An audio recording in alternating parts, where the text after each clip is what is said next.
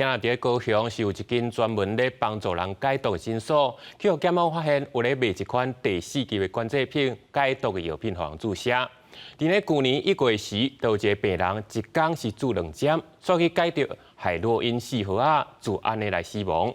诊所的负责人、医师甲护理师，当时拢总互检方来起诉。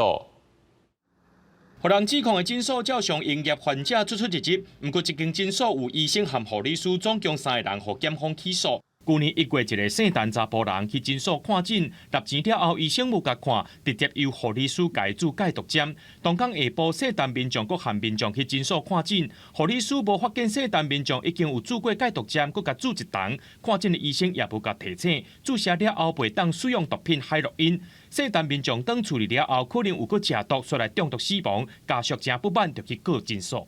其知情并放任该诊所之医师人员，得向未经医师实际诊查，开给处分之病患收取费用后，禁止贩卖第4级毒品，且属管制药品之安定、2氮平针剂与病患注射。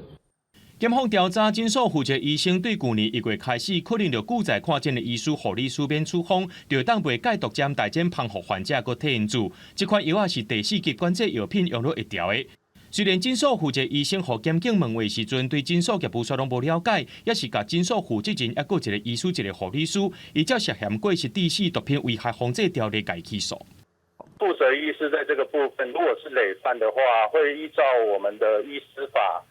会做相关的移送医师惩戒委员会。那最重的话，包括连他的医师证书，我们也会报请中央把它撤照。诊所即马是无回应，不过看诊的民众也讲，死者是离开诊所了后才死亡，有可能是家己食毒才会出代志，应该和诊所无牵连。卫生局已经介入调查，落尾爱听解委员会审议，才会当做出行政作为。目前诊所也是会当接见。记者综合报道。